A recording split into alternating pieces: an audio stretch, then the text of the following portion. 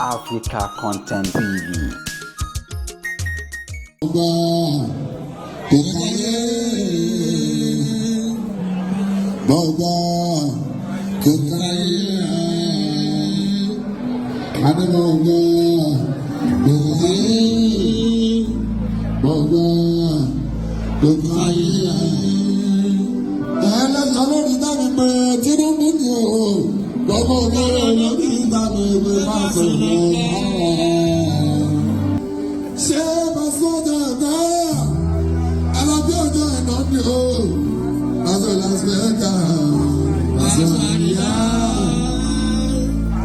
Pastor Chicago, Lord, tell me your blood, if you have a day,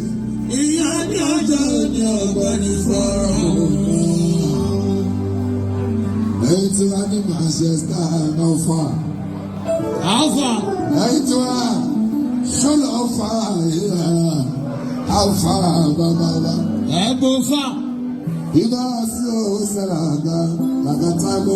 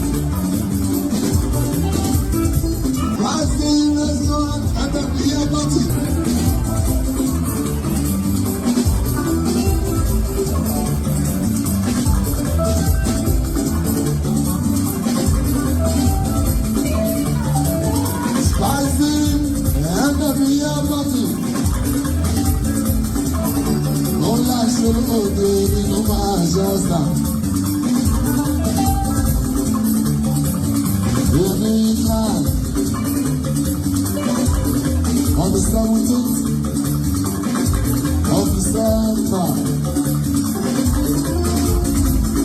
year 2023, ọjọ́ Sunday, ọjọ́ kẹtàdínlógún, nínú oṣù kejìlá ọdún 2023, akẹ́kọ̀ọ́ ìjọba. Most mighty restaurants ever be your party. Oh, now see the album of the Hostel.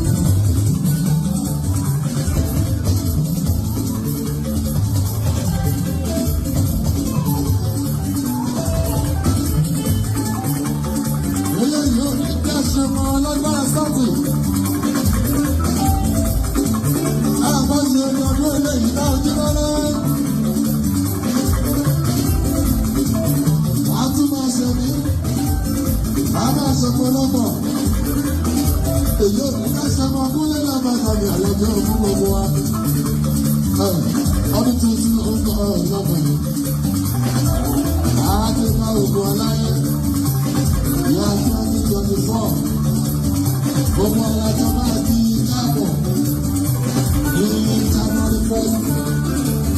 By the 1st of December 2023.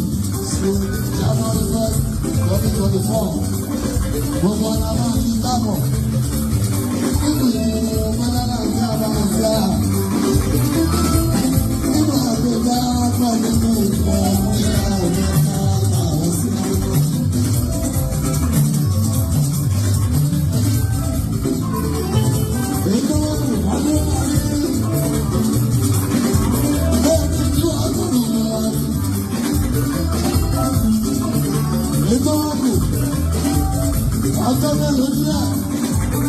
Ọ̀sẹ̀ méjì tó kù kí 2023 kó fi parí. Lórí ní wàá mẹ́rù lọ òkúlẹ̀ àpẹta làbíà. Àní ṣàìsàn, àní ṣàárẹ̀. Gbogbo kan lọ́wọ́ máa jẹ́ tí wọ́n. Gbogbo náà bá náà lé. Àbájú náà lọ sí òkúlẹ̀ àpẹta làbí gbogbo wa. Àti máa wá kéré ọjà mẹ́lẹ́.